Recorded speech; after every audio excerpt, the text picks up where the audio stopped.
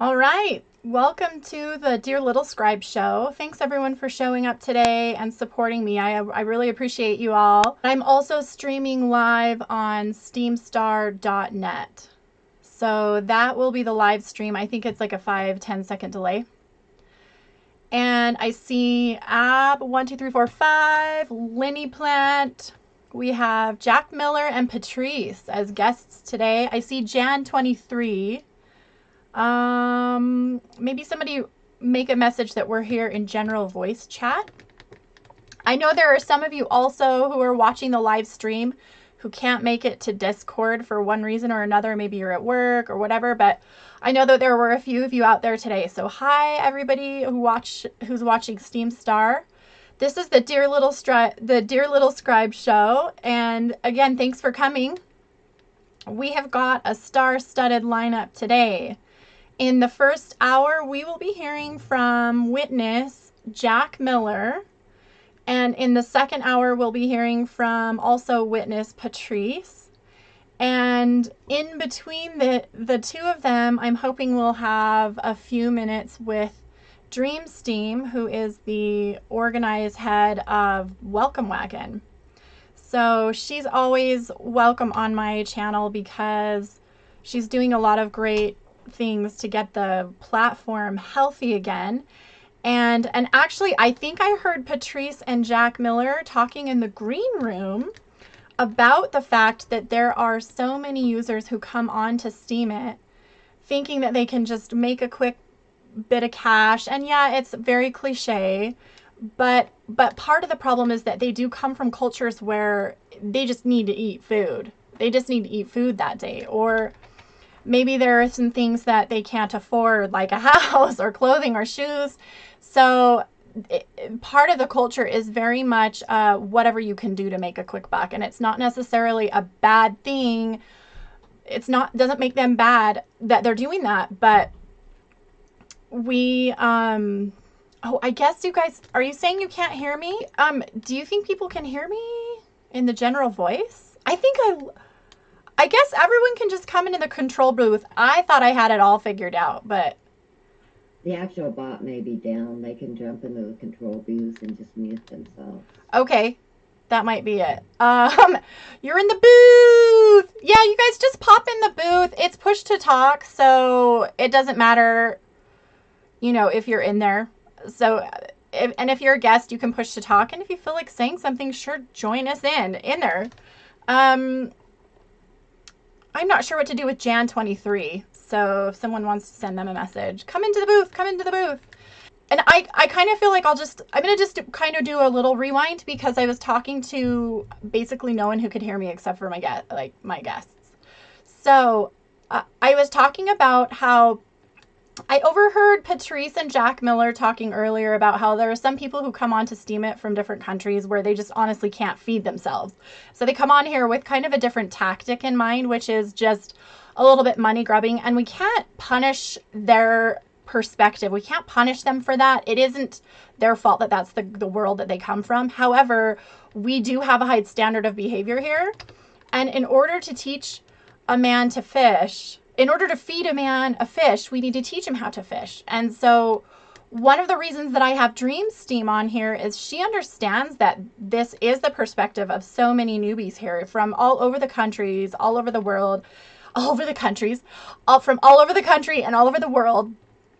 People come here with so many different expectations of what they can earn, what they could achieve, what's appropriate, what's not. And really there kind of is no real instruction booklet on how to not only survive here, but the certain level of decorum that is required for making it successful and a positive experience, not just for yourself, but for everyone else. And it's kind of a pay it forward thing. So I like what Dream Steam is doing, and she's selecting various newbies each week, and she has a line of tutors or coaches who teach them kind of the ropes and what's appropriate, what's not, what's going to help you, what isn't. So I'm going to have her on here at the bottom of the hour, and she's in charge of the Welcome Wagon. For now, we are going live also on steamstar.net if you didn't catch that. This is the Dear Little Scribe Show, and the first hour, our guest is Jack Miller. Jack, thank you for coming to the show. Thanks for having me today, everybody. So, Jack, can I call you Jack? Yeah, that's my name. I never really asked if that was what you wanted me to call you. Some people just are totally fine with it, but sometimes you never know.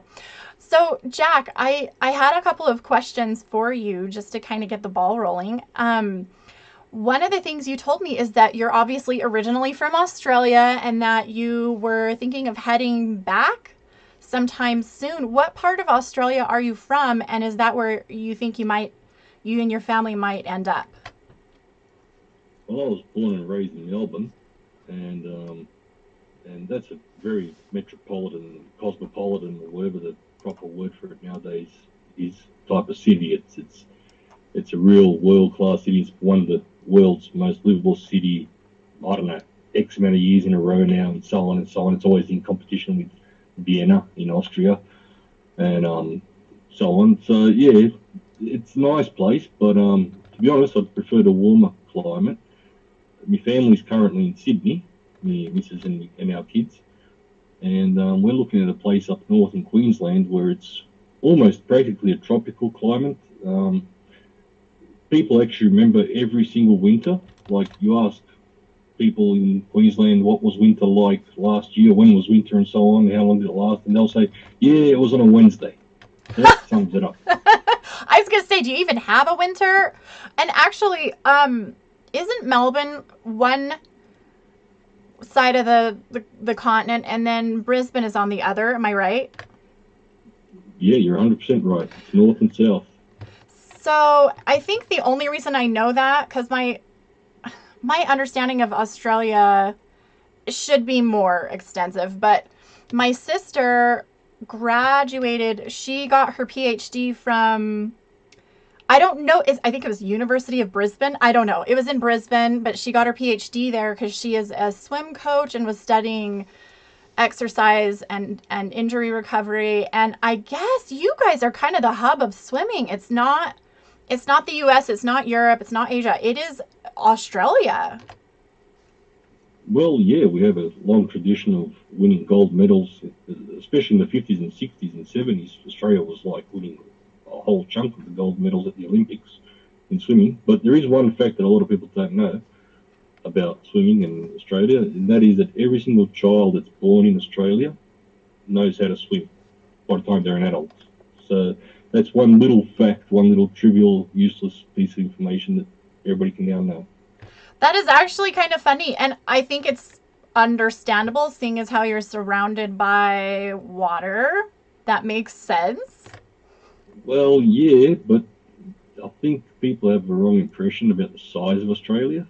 If you take the map of Australia, and when it's put into proportion, as in, yeah, and you put it on top of the USA, it's practically the same size as the USA. A lot of people don't have that impression because the map of the world is often just a globe that's, ironed out flat onto a page, and the north and south look smaller than what they really are. But when you take it by square kilometers or square hectares or whatever the hell they're right, what measurement is. Square something. Square something or other. Then you put it onto the US, it's like, oh my God, this place is practically as big as the USA. And people don't have that because, like I said, the map of the world is just doesn't look right.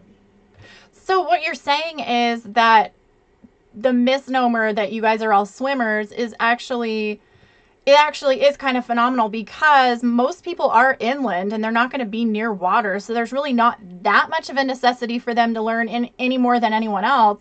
It just so happens that you all know how to swim, right?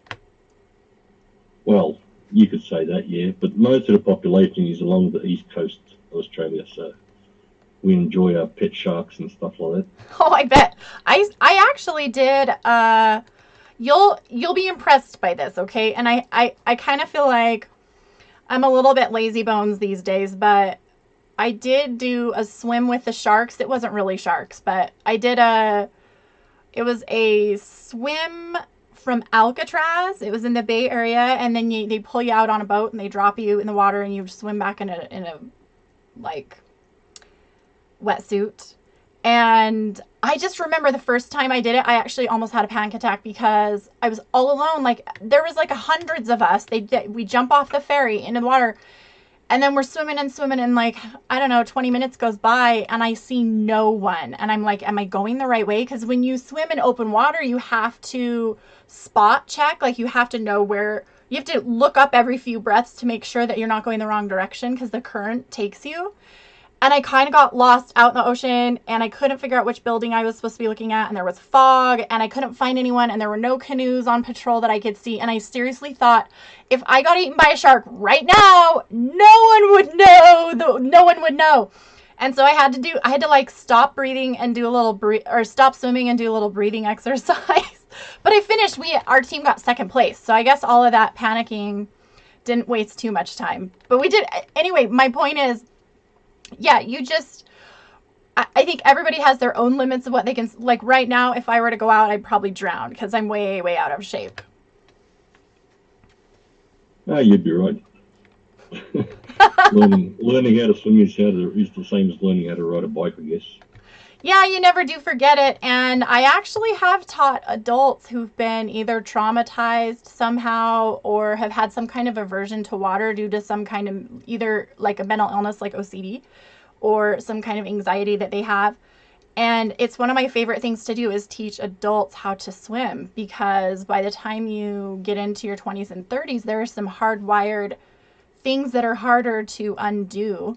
And so it's always such a pleasure to me to get them going in the water. But anyway, I digress. Okay, it looks like Ab has posted a map of your lovely country. And if you look at that, you can see where the density of the population is. So yeah, that would be the East Coast, some on the West Coast, really dense in certain horns of the continent. So definitely you're not going to have as many people in the outback, but it is kind of interesting that you guys all know how to swim. So that is a fun little fact.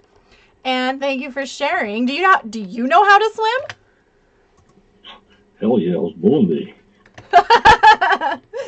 So, I was reading your, kind of switching gears a little bit. I was reading your witness announcement, and I think I posted something incorrect. When I mentioned you on my show schedule, I said it took you 8 months to get from 0 to 60, but it took you like 4 months. Did I get that wrong? Yeah, but who's counting? Okay, that's unbelievable. Why don't you tell us? I mean, you're such a humble guy. I was reading your announcement, and what came across to me was just a real nice guy, like just real family oriented and just kind of wanting to do the right thing. And you just took this on because you felt sort of passionate about it. What's your story behind how you became a witness and how you got where you are? Because you're already at number 60, and there are people who've been doing this for 2 years and aren't that high. Well, like I said, I didn't come here as a crypto enthusiast. I came here as a lost soul, so to say, as a former tweeter, and but I do like to say Twitter nowadays, being a little bit nasty when I say that about myself and others that are there. And before that, I was on Facebook, so I actually went through all the phases of learning. And I'll admit, one of the role models that I had, let me put this another way. One of the people that actually encouraged me to stay, not in so much that he was telling me to stay, but in the fact that he told me, you can't do this, don't do that, you should do this, watch out, this is blogging, read up on blogging. And I'm like, blogging? I've never been a blogger in my life. Yeah, and so on. And there was another witness here, and a fellow Australian, Osbit Bank. Now, that guy actually, with his approach towards me as a fellow human being, without judging me upon the differences, he actually made me feel like I was welcome. And his advice to me at times he gave me a slap on the wrists. And I'm talking in the first 2-3 weeks of me being here. The first month. What did he slap you in the wrist for? spamming. And I was like, Really? yeah. No, I'll admit it. I was See, like, this is like the perfect story. This is the kind of story I love, where people don't really know what they're supposed to do here. They don't know better. It's not always cut and dry. And so someone took the time to tell you, and you responded with a positive outcome. well, yeah, and it does take a little bit of encouragement and a little bit of help at the right time, and just to, just someone to be nice to you. You don't. When I said slap on the wrist, that's just a phrase that we use. It doesn't mean Right. that he was nasty or anything. But he told, endorsed this. Here, I'll give you a minus. Like a flag, whatever the hell it was at the time. And I was like, oh, all right, fair enough. So I waited till the next day to talk to him. I said, why is this spamming here and it's not spamming on Twitter? He said, because this isn't Twitter. Like, See, there's okay, and there's fair no enough. way you would know that. And I gotta be frank, because I'm a big avid kind of anti-spam person. I really can't stand it, and it bugs the heck out of me, and for various reasons. And so I have actually come down a little hard on people who spam, and I'm not saying it was not justified, but I have been schooled a little bit by people saying, there's no need to be harsh. We can just educate people, because the majority of the spam really is kind of ridiculous, and I think deserves a tongue lashing. But there is a balance, and when Patrice comes on in a little bit, she might be able to explain sort of the art and the science behind how she goes about finding spam and what she does to educate them. But yeah, so you're a great example of someone who comes from another platform where what you were doing was actually completely acceptable there. But because we're such an organic, quality content oriented, vote oriented place, it kind of takes on a different feel, and it's a little bit more, I would say, authentic, wouldn't you? Well, definitely. And even though I'm not a good writer, I'll probably never be a novelist or anything like that. But I actually find that I'm enjoying this more so than what I ever enjoyed Facebook or Twitter. Not to say that other people would enjoy it, but in my case, I actually found it to be a challenge. But what happened from there was, step by step, I've literally spent the last 8, 9 months of my life studying nothing else but crypto, nothing else but blockchain technology, blockchain, and everything that I could find out about it. I think I've done more reading in the last 9 months than I did throughout the whole of high school. Literally, no jokes. It's so true. I don't know what it is, but there is something really, it's almost addicting about this place. It feels like we're on the verge of something. It's felt that way since I started 2 years ago. Hey, Sarge, glad you found us. Thanks for joining. Yeah, we're all in the control booth because I couldn't figure out how to get this down. I think the bot's not working, and I don't know how to fix that. But anyway, yeah, I think there is really something to be said for the ambiance of the place, and it does kind of depend on who you affiliate with on here, but just in and of itself, there's something maybe just a little bit magical, and it sounds like you caught the bug. Oh yeah, I'm addicted. There's no doubt about it. I've actually, believe it or not, I'm currently still in Europe trying to sell off our properties that we have here in Europe and so on, so we can buy ourselves a nice little house and land package back in Australia. And next week I might be catching up with a bloke who's a Bitcoin millionaire who's interested in one of my properties. So you never know, I might be selling one of my houses here for getting paid in Bitcoin. Do you think And now, do you to think me, you'd that's do normal. it? Would you do it? Yeah, hell yeah. Right now, that's normal to me. That Back would be a so year cool. ago, back Sorry. a year ago, I would have been just like, what the hell are you talking about? Are you on drugs? Right now, it's like, oh yeah, hand it over, buddy. I'll take it. It No sound problem. it almost sounds like you've gotten a master's degree in cryptocurrency in the period of a year. Like I said, from morning till night, I would wake up at 5, 6, 7 a.m., which is my regular sort of like wake up time. And any time till about 2 or 3 in the morning, sometimes I'd be just reading, and talking to people, reading other forums, reading other people's questions, comments. And like I said, I like to listen and I like to read when I hop into any of these new places.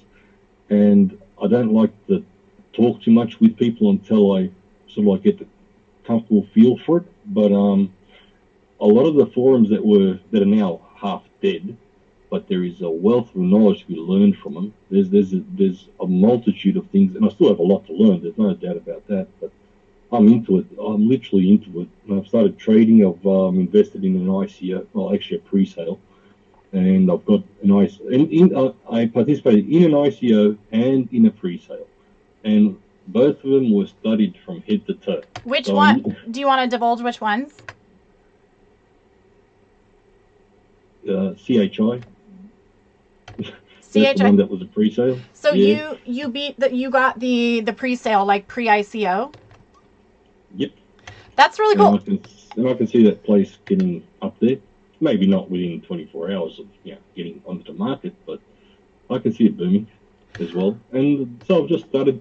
Crypto's become a part of my life now. I'm just so excited that you could seriously consider selling your property for Bitcoin. When you do that, if you do that, first of all, obviously you need to make a post about it. But secondly, tell me about it and I'll have that guy on my show. I want to talk to him. Well, I can't guarantee that.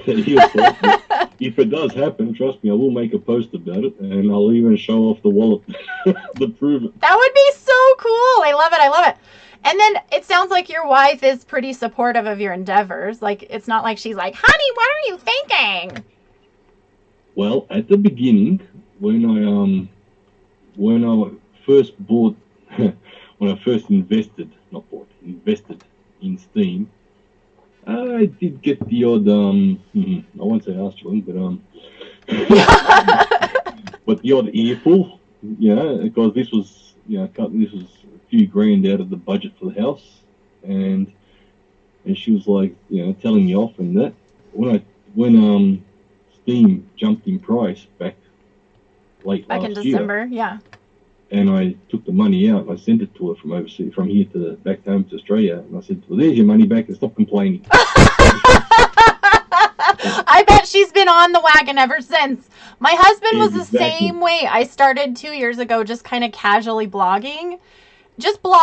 And I didn't know what I was doing. And I was so disorganized and like misfiring everywhere. I kind of had the whole like clickbait thing where I'm like, oh, this seems like what people want to see, and I'd write about that, and it just wasn't going anywhere. But then I finally started to find a groove and be myself and find my voice, which, by the way, all y'all, that is the best formula. So if you have any questions about it, talk to me or Dream Steam after and we will steer you right.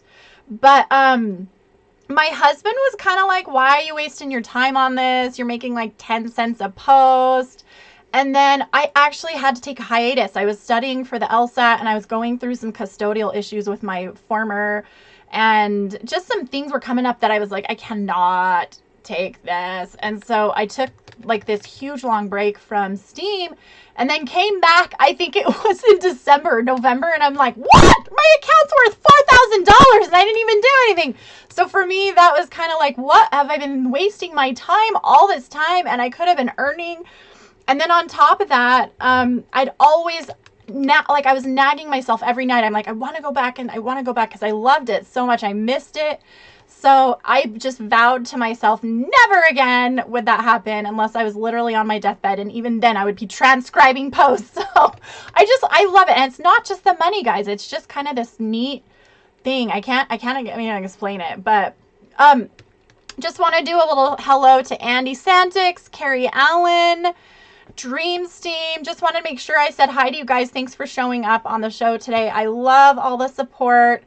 We just love you. It's just been so great having so many wonderful people supporting the show. And Carrie Allen, I have to say, she's one of my faves. She does a show on Mondays called, why am I blanking? Mission Control Mondays. I'm sorry, Carrie. I'm sorry. Sorry. Mission Control Mondays. And she does, I was like it was like this place in my brain where I was trying to go between Mission Control Mondays and Space Carrie's Adventure in Space. Like I was like trying to say all 10 words at the same time. Why am I blanking? You know why I'm blanking. You do know why I'm blanking, because you know what it's like on here, right? It's like stage fright. But it's not, no, it's not that bad. You guys are pretty easy. So Carrie does a show with her husband Chris called Space Carrie's Adventures in Space. And they are so hilarious. Chris, they're actually formally educated in theater and script writing. And yeah, you can steal that slogan. I'm sure someone else has coined it before I did. And so Chris writes up these scripts about a captain in space, and then Carrie's like his, or no, Carrie's more the but Carrie's doing these adventures in space, and then Captain Cork is her sidekick for a little while, and they get into these really funny kerfuffles. Anyway, it's a fun show, and she also does Steam Star or Steam After Dark on Fridays. Those are awesome. I can't make them because I'm working on Friday nights, but those are great. So if you want to get more from Carrie on that, Carrie, feel free to drop a link. I'm serious. And if you guys, if you ever get to know me and you have something you want to promote on my show, just let me know. Don't just like drop stuff, but like if we're friends and we know each other and you have something you want to talk about, I have no problem promoting. So anyway, so Carrie's show is funny because she has like different guests from the community who come on, and who knows, maybe she'll invite you to be a voice. But I've done some characters for her show before, and it's really fun. Anyway, enough about that. I'm sure she can tell you about it. Oh, Lenny did one for us. What was Lenny? I don't know Lenny's first name, or what she did. Was I there? Oh no! You're the one who wrote Titanic? Lenny! Woo! Oh my gosh! That was so funny. I seriously loved that. Do you remember me, my comment? I was like, this is such amazing build-up. So Lenny wrote this. Lenny, you need to put the link in. People have got to see this. It was so funny. So Lenny wrote this sketch. It's like a 20-minute sketch, and there's Jack and Rose, and they're in the water, just like in the movie or in the whatever the story. And then, and instead of it being like Jack saying, "Oh, I'm gonna die, but it's okay, because you'll carry on, and I'll be okay," he's like, "Dude, move over, Rose. I want to get on the plank too. I'm freezing, and I want to like not die." And so they start like fighting over the wood, the floating wood. And it's just this typical, stereotypical kind of crazy marriage talk between a man and a woman who've like been together too long. So guys, you have to read it. Make sure, it's probably too late to vote it up, but maybe vote something else of hers. Anyways, thanks for letting me take the break and do little shout outs for everybody. I'm so glad you came, Lenny. It's great to have you. I think we need to have more of that. I think she's totally got it. I think Lenny needs to pimp out her stuff too. You guys the best. So anyway, okay, so Jack, back to you. Thanks for the little tangent. I do tangents once in a while. But back to Jack. Now, we were talking a little bit about what the kind of the fire that you got when you came on here. For those of you who are coming on the show, Jack's selling off some properties in Europe, and there's a guy interested in one of his properties that's a major Bitcoin owner, like billionaire or something. I don't remember what you said, but he is offering potentially to buy one of Jack Miller's properties in Bitcoin. Like, who does that? It's so cool. And then Jack's wife is like, "Why are you doing this? I don't know about this crypto scene." And then when Steam, it bumped up in December and January, and it was worth like $10, he sent them, because he had invested in Steam, and then he sent the money back to her, and he's like, "See, it's fine. There's your money back. Quit whining." My husband kind of was the same way. I started steaming, and he's like, "You're wasting your time." Then I got back into it, and now he is like, "We need to get you an overlay for your stream kit, and we need to get you a new mic, and oh, we got to set you up on the computer, and oh, we need to get you green screen." And he's like my biggest supporter. So it's just great how people catch the vision. Doesn't matter when, as long as they catch it. It's just the awesomest. So I just wanted to say back to you, Jack. Did you have anything else to add on that?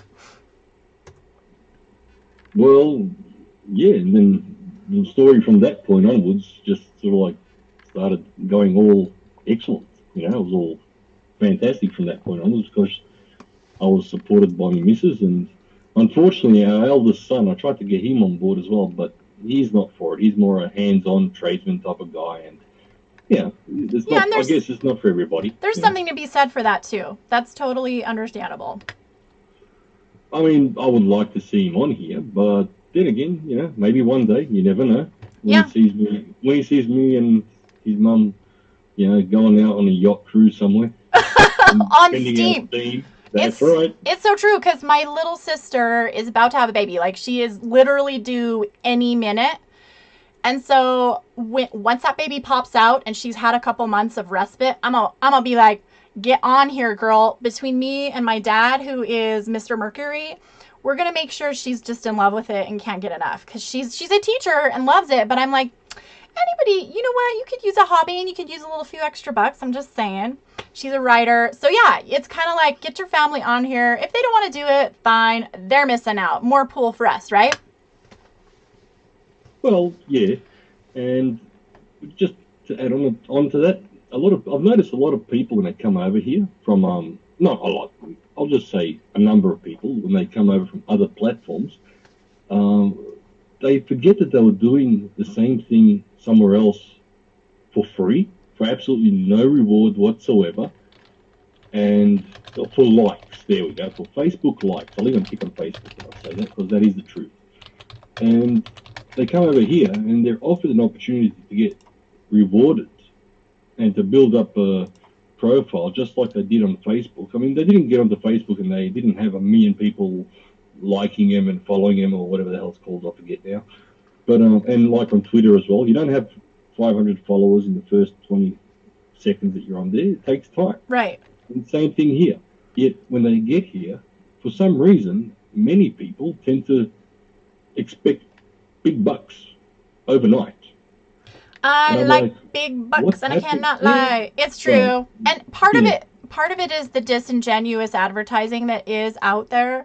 But even without that, people tend to we tend to be a little bit greedy, a little impatient. I know when I first started, I was like, what am I doing wrong? What can I keep? And now, I mean, some of my posts only make $1, and I'm happy. I'm like, I made $1. I am thrilled. And sometimes they'll make more, sometimes a lot, sometimes nothing. But I think it's part of the process. And once you get over that weird, like, greediness, and you actually just become yourself and do what you love, you forget about the money and you just do it because you love it. And then it's interesting how the success follows, isn't it?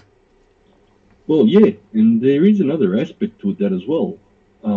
People I like to say this very openly, even though a lot of people don't like it to hear it.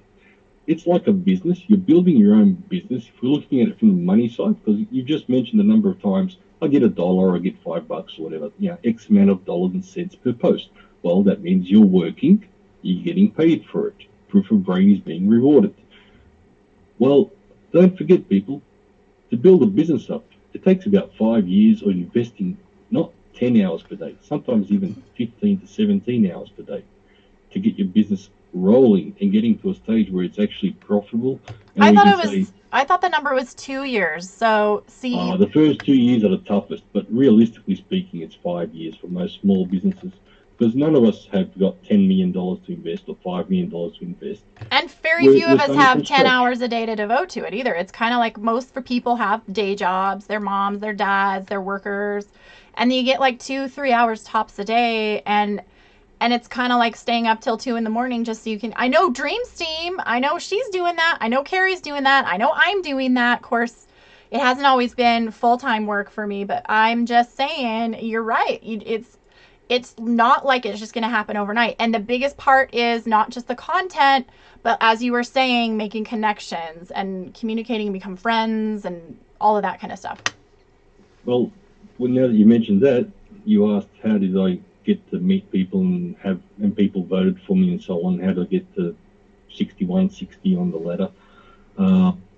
Well, most of it was actually talking with people, networking. And now I'm going to use the term social networking.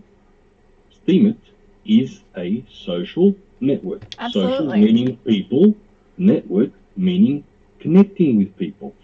And often enough, I'm not a whinger, I'm not a complainer. I can be, it depends on what mood I'm in. But realistically speaking, I tried to find that one point that we have in common and that we can start talking about in a proactive and constructive manner. It doesn't always work. A lot of people out there don't like to talk to others because they're just so upset about the fact that they're not making it and someone else is making it a little bit faster than them, or whatever way you want to explain it. Right. So it's hard to communicate. So let's say from 10 conversations, I'll say about 6 or 7 of them are pretty good. In fact, excellent, which is an excellent percentage, because go out to any workplace and speak to the workers, I guarantee you won't get 5 satisfied workers. I'm saying that I've spoken to 6 or 7 minimum out of every 10 who have been very positive, proactive, constructive, and we've managed to hook up on or connect on those points that we have in common or that we agree upon, and put aside our differences. We still stick to our differences in opinions on the other topics, but we say, okay, fine, we agree to disagree on these topics, but here's one point where we agree. Let's start talking about that and see where we can start pushing that or lobbying for that. And you'd be amazed at how many people actually react that way when you start talking to them as a normal human being, not as a weakness, but as a Steamian. We're all Steamians, and that's the point that we do have in common. We are all Steamians. We all want this place to boom. We all want our steam to go up. It won't go up if we don't start working together / talking as human beings, respecting each other as human beings. And as you mentioned earlier, even the differences in cultures, sure, someone comes in with a culture where they're basically trying to fight for that $1 or $2 per day. Don't forget, 80% of the world population lives off less than $10 a day. That's a statistical fact. Right. And now, when you and I get $5, we're like, oh, that's a coffee. That's a cent. Maybe not. Yeah. Just a coffee. Yeah. But to somebody, that's a whole week or a whole 2 days worth of wages. That's feeding their family. That's making sure that the kids have something to wear to go to school. And when we think about it that way, that's 80% of this world. Wow, what a potential market we have. It's so exciting because we're bringing, I feel like something like this, the reason I'm so excited about a platform like this is because it levels the economic playing field for the world. It gives so many disadvantaged people an option, and if they play it right, can be successful beyond what they could have ever done on their own or in another venue. And like you said, most of your conversations are really positive. My experience is the same. I feel like the caliber of people on this platform is just a notch higher, or maybe the people aren't higher, but their behavior is. I'm going to see a lot more intellectual conversations, stimulating experiences, amazing productivity, and quality posts on this platform than I am probably anywhere ever else in the world.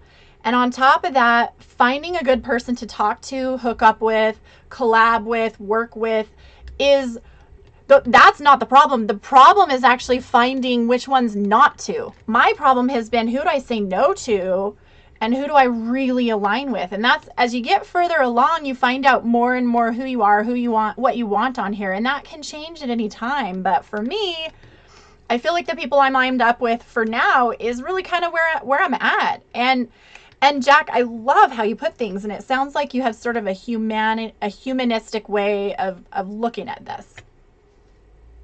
Humanistic, yes. And sometimes people say, don't be giving away your money and so on and so on. And I'm like, well, how much do I really need? Now, I often say that I'm in my last quarter of the game, of the footy match. And I'm waiting for the final siren to blow, and that's that. Well, that's how life goes. We're not going to live to be 150. We're all going to live to, most of us are going to live to 70, 60 something, 80. So I'm realistic. I'm in the last quarter of the match. And how much do I really need? Do I need $10 million now? Not really. Don't get me wrong. And for the last, let's say, since 2003, my missus and I, but more so my missus, my wife, Sylvia, she I like it when you say me missus. I think that's better. Missus. Yeah, it's just a term that I use very often. It's very cute. Thanks. It's just a slang term, I guess. But, Well, and I feel like if you said that here in the States, it would be like, what? But because of how you say it, it's just so darling. oh, okay, so I can get away with it. You absolutely So, can. Me missus. and it's all positive. Trust me, it's all positive. No disrespect intended towards anybody. Well, out and there. in your witness announcement, you talk about her very highly, and you've got the picture of your family and kids, and I think that just goes to show what really matters to you. Oh yeah, that keeps me going. There's two things that keep me going every day: my family, my wife, and our kids. And every day, I literally wake up in the morning, and I say to myself, I remind myself that what yesterday is in the past. It's what you do today that can make a difference. And I keep telling myself that every day, and I keep pushing myself to believe in that, because that is it. Probably the only motto in my life that makes me want to keep fighting for it, for what I want to do and achieve. Well, And again, it's not just the money. Like I was trying to say, since 2003, for Christmas, my wife and I, but more so my wife, my missus, you got me thinking about it. Now I can hear myself saying it. shoot, now you're going to be like, wait, should I say it or not? Yeah, but for Christmas, we would give away something to either to a kindergarten or to a local orphanage, and so on and so on. So, and again, it's the thing of how much do I really need to be happy? Yeah, not. Don't get me wrong. None of us are going to take anything to the grave with us, and if we can find something that will make us happy, go ahead and do it. If you think that helping others will make you happy, go ahead and do it. In our case, we found that was something that gave us pleasure. So it's not. It might sound selfish putting it that way, and I guess it is. But don't get me wrong. Every time I go past the kindergarten here and I see the swing set and the slides and all that, and they're pretty expensive, those things. I never knew how much they cost until I went out and bought them. But it's sort of like, you see kids playing on them, I can't help but feel good. So I've got a lot more out of it than maybe those kids. They don't even realize that they're just playing on a slide, they're just playing on swings or whatever.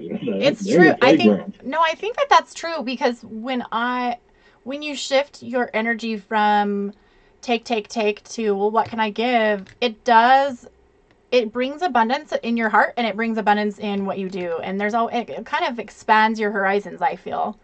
And I wanted to shift gears here a little bit and talk about the post that you just put up maybe an hour ago.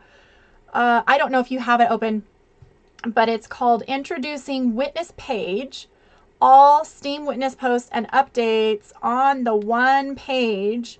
This seems to be one of the projects that you have been working on. Is this the main project, or is this just a side thing you're kind of doing? Where's the brunt of your energy right now as a witness? Well, filling in the gaps. Now, when I say that, what I mean is all of us have noticed what is missing and what we think should be there. But most people tend to complain about it and expect someone else to do it. One of the things that I've noticed here, and the last 3 months, well, 2.5 months, I've been hinting to a number of witnesses that something like this should be done. And in a way, I was hoping that one of the higher ranking witnesses would go ahead and do it, because let's face facts, and this is reality, this is part of human nature. When someone in the top 20 does something, it doesn't stink, it's perfect. Even if it's out of date in 3 months and obsolete. Right. Yeah. No, that doesn't matter. It's like that was done by them, and people forget after it's obsolete. It's no longer, the page is no longer functional, or whatever the app was, and so on. But that doesn't matter. Everyone forgets about that because it was done by a top 20 witness, and they've got the votes and so on. And just that's the way it is. People at the top, people look at them, people listen to them, people believe them, people follow them. So in a way, I was hoping that somebody up higher would do this. But I wasn't going to hand it over on a platter. I wanted to see if some of the people that I spoke with and who I hinted something like this to about this idea would actually go ahead and figure it out for themselves. And then one day I said to myself, oh, bugger it. Why am I waiting for someone else to do this when you can do it yourself? So I know. So I went out looking for, is there a Resteam bot, code out there, and so on and so on. And I found one, believe it or not. The tool was already out there. It was made by Matty Ice. I think it's Yabamat, another witness. Okay. And it's been there for months. So So the tool has been out there for months. Not for days, not for weeks, but for months, since last year. Which tool are you referring to? So here's Community Bot. It's on GitHub, so it's open to everybody to use. And so is that the one that you're using to assemble the information? Yes. It's a very good bot. It's very simple. I have to admit, some guy, 123, he helped me out with this. Now, the bot that I'm using is a bot that's been modified a little bit. The bugs have been cleaned out of it, so to say. The one on GitHub seems to have bugs. Now, I won't say that 100% certain, but when it got installed and all that, and I started testing it out, it was like, whoops, this isn't working, and it started doing all sorts of crazy things, and we went back and reinstalled it and checked it all again, and it started going crazy on us. So it was like, okay. So I spoke to NNN Arbaez, who runs Castellano at Castellano Witness, and he's one of the representatives of the Spanish-speaking community, and he's a Venezuelan, but he lives in Europe as well, and his English is perfect. The guy is fantastic, and he helped out, and he actually gave his modified version. He said, well, this one's working for me, and I've just, cleaned out all the bugs and modified it a little bit. Wow. Tried it, and it's working. It's there. So it was like the testing has been done. It's all fine. I said, time to let it out on the market. And what I've done is literally just filled in a gap, because let's admit, we've all heard some of these questions in the last weeks, months, and year and a bit. And I know for the last year I've heard these questions at least 100 times from different people in different groups and different discords. Where can I see what the witnesses are doing? Where can I see all their posts? Where are their updates? And the answers always were pretty much along the lines of, oh, you go into witness category tag, go into the tag of witness updates, or hop into this group, into that room, or hop into Discord over there and hop into that room and listen to what they're saying, or go on to Steam Chat before, now Steam Chat, go on to Steam Chat into the witness room. Don't get me wrong, and I remember being a new guy here, from a whole different platform, being lost in space, Twilight Zone, you name it. It was like, what the hell are these people talking about? It was so confusing and discombobulating, because first of all, I didn't even know what a witness was, let alone what they did, let alone where to find them, let alone find out what they were doing. And frankly, I'm not so sure that was, I won't get into that, but what I will say is you're exactly right. There was a gap, and you are filling it. I think Tim Cliff is actually doing something similar, where he has the weekly witness report and he talks about what each witness is working on. But what you're doing sounds a little more like a little more specific, as like actual, what did they do just now? Which posts did they put up? What are they voting on? And so for me, this is really cool. I kind of feel like this is the kind of feature that would be really awesome on the front page, because when people come in, they want to know. It would be nice for them if they knew who the witnesses were, what they were doing, what they were actively putting their time into. Granted, there are witnesses who don't actively post, and it doesn't mean they're not involved. They have other projects that they work on behind the scenes that are not as visible. But either way, I just think we just don't know enough about our witnesses, and frankly, that is why I have this show. I want new and old alike coming on the show, listening to people like you and saying, oh, well, that's what he does with all his spare time. That's why he's a witness. What are his thoughts? And who should I be educated? I want them to be educated in their voting and promoting and supporting the witnesses, because you guys are the ones who are, everyone's doing their part in helping the platform, but I feel like the burden on the witnesses is just a little bit more, because you have kind of stepped up to the bat, and you're taking it and going, all right, what can I do? And I think it's really important for people to know that this isn't just like floating out there for us to have fun on. People really are dedicating themselves as a business model to make sure that things are happening the way they should. And there's not someone who's steering the ship. Each of you work independently. It is such a unique and bizarre beta, because most corporations are going to have a manager, a supervisor, someone who says this or that. In a situation like this, where it is very brain like use case, you have the opportunity to show what you're made of, provide something that the masses want, and then have it adopted into the platform or voted up or valued somehow. I think there's something to be said for that free market. Oh, definitely. Proof of brain. It's the proof of brain concept. And again, proof of brain, yeah, that's the word I was looking for. That's our white paper. It says it. It's all there.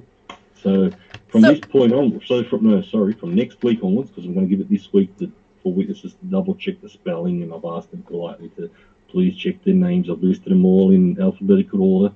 I'm a human being. I can do a typographical error. It can happen.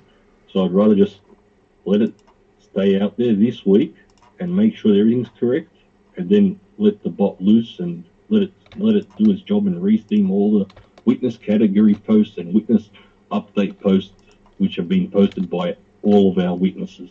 I'm going to go ahead and post, I'm going to drop the link so people, you just did. Okay. I was going to say, let's drop the link. So, oh no, wait, you didn't. Anyways, I'm going to drop the link so everyone knows what we're talking about. Okay, so this is the page that he's referring to, and it just says, he starts out, where can I find the witness posts? What are they doing? Why isn't there one page where we can read about them?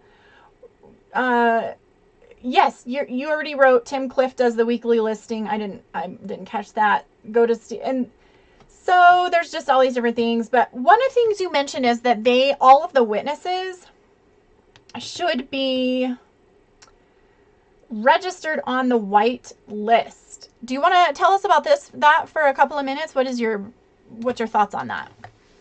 I have to register them on the whitelist of the bot. It's a technicality, and prior to me registering anybody on the whitelist, I just, like I said, I'm going to leave it this week.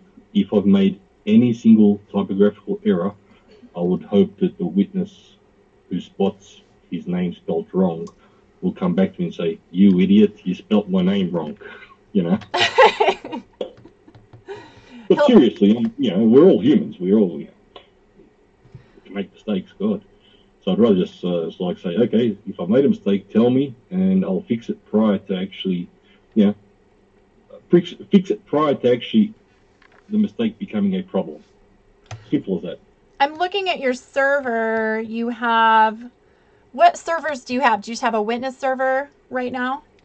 Yes, ma'am. I just have a witness server set up. To have an RPC node, a full RPC, a public one, actually costs a fair bit of money, and there aren't very many out there. I don't pick on the witnesses that don't have them, but I do have a very strong opinion on that. If someone is in the top 20... That, I was just going to say, that I have a strong opinion too, because they are so expensive to run, but once you're at a certain level, I know that there are witnesses who absolutely run those RPC nodes, because there's just a little background, guys, for those of you who don't know, and please forgive my lack of technical prowess. You can interject anytime, anyone. So there are 3 types of servers that the witnesses are, I wouldn't say encouraged, that the witnesses are encouraged to support. The first and most important is the witness node or witness server, and that is basically the server, the computer that processes or produces a block for the blockchain. So that one's kind of the mandatory aspect of being a witness. But there are 2 other types of servers. One of them is the RPC node, and one of them is the seed node. And as far as I understand it, the seed node is meant to, or actually maybe I should have you explain it. And then what we'll say is that we believe that in order to be a more efficient, effective, productive community, the top witnesses ought to probably have at least one of each. Is that your opinion? Well, yes, definitely. And let's not forget, we're getting SMTs this year. It was supposed to be first quarter of the year. It's now going to be the last quarter of this year. But if all goes well, they will be out this year, which means, realistically speaking, we should have over 500,000 to 1 million users sometime next year. And I've asked myself the question a number of times, shall shall the number of nodes that we have out there be enough? Will that be sufficient? Because that's where the And RPC node comes in. It takes in external information from external servers that are not members of Steemit, not members of the blockchain, but are doing transactions with the blockchain, such as, like, if I were to go and use the, and now I'm blanking again, but it's the app that helps you check into other websites that are not necessarily built on the Steem blockchain, but that many users go to in order to transact either monetarily or socially or in kind, right? Am I getting that right? you're pretty much on the ball, and you're explaining it in a way that everybody can understand, and that's pretty much, that's it. You've said it. You put it in a nutshell. And then the seed node is for what? Oh, let's just put it this way. I'm going to veer off a little bit, and I want to say that the top 20 in the past, they've worked as a team, and I'll say it openly. Jester, who was at number one and number two for a long time, and I think he's at number two right now, or he's back to number one, I'm not sure. Regardless of that, he runs the wallet node. What they've done in the past is they've worked as a team, but let's not forget, Steem was at 10 cents, Steem was at 50 cents, Steem was at under $1. I mean, we can't go out and say, oh, well, they should this and they should that and they have to this and they have to that. Yeah, that's easy to say now when Steem is anywhere between $1 and hopefully $10, sometime this year, if not, in the next couple of weeks or months. But, right now it's easy to say they should. And this might sound like I'm defending the top 20. I'm not defending anybody. I'm just stating it as it is. Some people don't like to hear the truth, but I will say it without any bias. In the past, they had to work as a team. They had to split up they had to split it up between themselves and say, okay, I'll run the wallet node, you run an RPC, you run an RPC, who's up for this, who's up for that. And of course, they made it happen. They were the ones in the beginning who were running the risk, who were paying the prices, and possibly running it at a big loss. So what are you saying? What I'm saying is, in the past, when we look at it with hindsight now, the top 20 back in the last 2 years, had to be literally a team of people. I'm not talking about collusion. I'm talking about splitting the collaboration. Collaboration, yes. And they had to do it that way. But now, with the prices of Steem, and we see that the price of Steem should be going up, and up. Well, right now it's a different story. Now every single top 20 witness can afford, or should be able to afford, what they're doing. They should be able to afford a full RPC node. End of story. And I'll say the truth about Follow BTC News. They've only just recently got into the top 20. That's at Crimson Clad, and Jeff. Jeff is at Follow. He's at Follow BTC News. That's his. Yeah, he's going to be on my show in a couple of weeks, and I'm going to have to just put a little pause on your commentary right now because we're at the bottom of the hour. So Jack, we'll come back to you in just a couple of minutes. Okay. I wanted to do a quick introduction of Dream Steem. This is the segment that I wanted to just slip her in, and then once we have a second to chat with her, then I think, or maybe what we'll do, let's do Dream Steem, because Jack, I had a couple of questions I wanted to ask you that might go on a little bit longer, so we might go a little over the hour. Do you have a few minutes to spare, or do you got to get going? Oh no, it's like 11 p.m. here. Okay. I don't plan on going out to the disco or anything like that. Okay, so let's take a quick break and have a chat with Dream Steem. Dream Steem, I see you're here. Would you mind just giving us maybe a little summary of who you've got on your noobs list this week, or maybe something else that you would like to share? Yes, for having me, Littlescribe. Oh, and just sorry to interject. I'm sorry, guys. This is Dream Steem. She is the welcome wagon. Okay, go ahead. Okay. Yeah. I like to say I'm the mommy of the welcome wagon. Right. There's not really another word for me. I just had an idea and we birthed it, and now we're all on the team together. So we choose newbies each new week. And the 2 that we've chosen for this week is Sarcastic Taco, and she is from Tunisia. And then we also have Desi Q, who is from Canada, and she actually has some Steam It celebrities, I should say, as her family. And they've been fantastic. We have been really blessed to select the right people for recruiting each week. And we really feel like the STEAM peers that are part of their team that are assigned to them feel like it's a learning process where we're learning right along with them. Because even though they're new to STEAM It, they come with a lot of experience in, their field. So it's just really, really exciting to be a part of their STEAM It experience. And yeah, they're doing great. They want to learn. They have excitement, and they want to help build our STEAM It. So would you mind typing in their usernames for people to go check them out if they're interested? Absolutely. And also, you said that the second one, I forget her name, but she has some celebs in STEAM It. It's true. Is it her aunt who's? Oh yeah, Sarge. So, isn't her aunt Shadow's Pub? Is that Desi Q? Yep, it is. The other funny thing. And Artemis is her mother-in-law. So yeah, Shadow's Pub, her niece, kind of by marriage. And it's interesting. Oh, hey, Ats. What are you doing? Hi. How are you? Hey, it's great to see you on the show, Ats. We're in the middle of talking to... We have 3 guests on today. The first one is... Well, the last one is Patrice. The one we're talking to right now is Dream Steam from Welcome Wagon.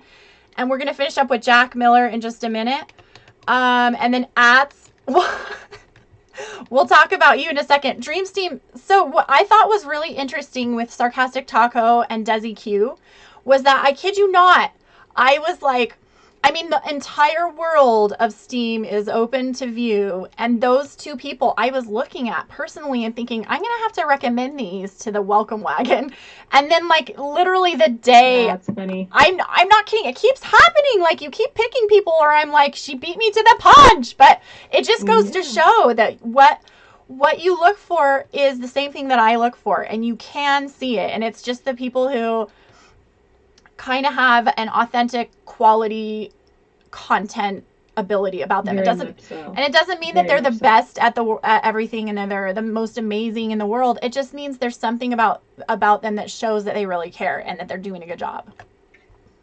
I think so. I think that's what makes them stand out, is that, they're not just writing posts. You can even see it in the very beginning. They're not just writing posts with information. They're writing posts that reveal a little bit about themselves.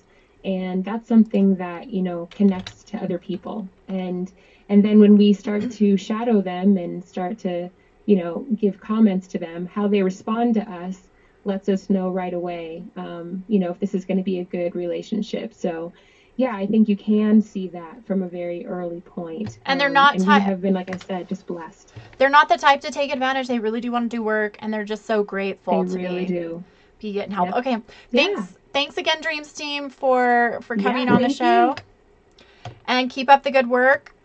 Let's head back to Jack Miller, and we were talking about what kind of the things are a little bit right about STEAM It and some of the things that are wrong about it, and what do we do. And we were having this discussion of, well, you got to kind of fill in the gaps yourself. If you want it done, you got to do it yourself. It's not necessarily the case, but in a lot of cases it is. And so what Jack has done is he's assembled a list built on kind of the back of others who have put together the bots that gathered the information.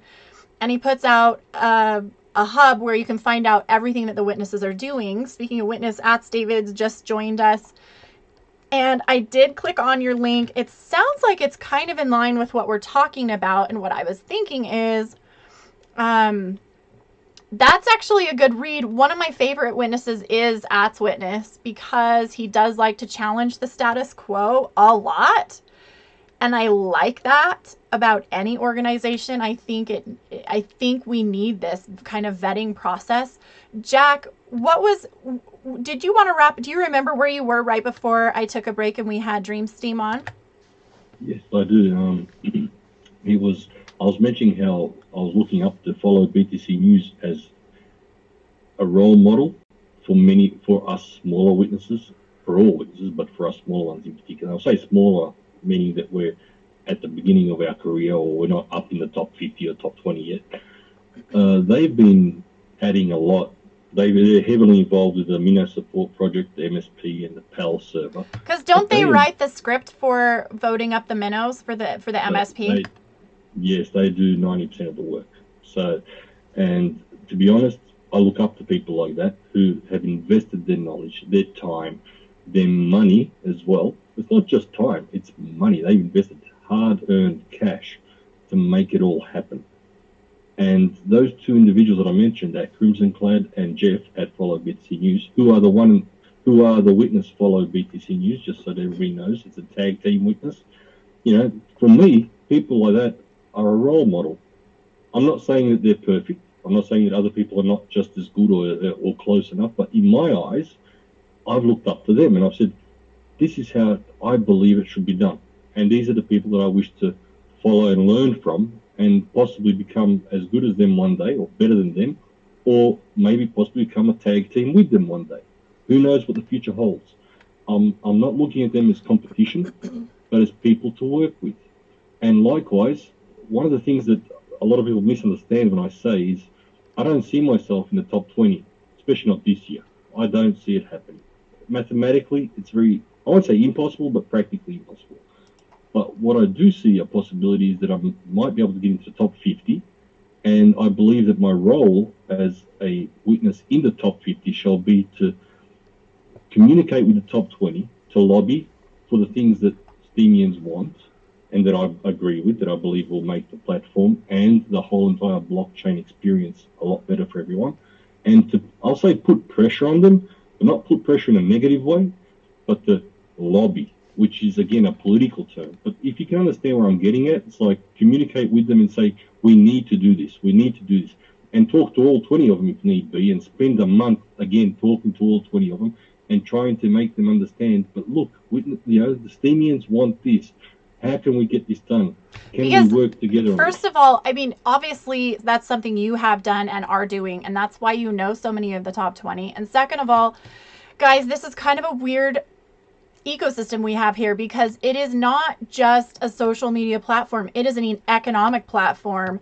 And so we're not, it's kind of a bizarre meeting of two worlds. We have something of a business to run as well as social aspects to the business. And in that vein, when we make connections, we aren't just making business connections, we're making social connections that will affect our lives. And so we need to be choosy who we interact with. I mean, obviously you want to be good with everybody, but when you're talking about collabing and making partnerships and hooking up with people, this really is a real thing. You can do it from the very, very earliest of stages. I remember when Ats and I did a thing back 2 years ago when we were so small, no one even sneezed in our general direction. And it was a blast. So it doesn't matter how big or how small, you can find someone to collab with. And now Ats is a huge witness and I'm just kind of like the peon over here. But I had a question for you though. You were talking, Jack, about the SMTs going to roll out like they say every 5 months. But let's say they do. Yeah, we had a huge... You're huge. Let's say the SMTs come out in like October. We're going to expand the market a little bit. I wanted to know, and I know Ats, I feel like you have an opinion on this too. You can write what you think, but I'm kind of torn on the issue of the peg, because you as witnesses have a responsibility for the price feed of how we value our Steam. And I want to do this question, and then we're going to hop over to Patrice, because I know she's patiently waiting and I want to talk with her. But I wanted to talk about the peg because on the one hand, we love to see our dollar value go up. We love to see when Steam is worth $5 and $10. But at the same time, when we peg it closer to the dollar, doesn't that make us a little more viable on the open market? And weren't you telling me about this? How, you think that we should be closer pegged to the dollar so that we can be taken more seriously on the bigger wallets. Was that you?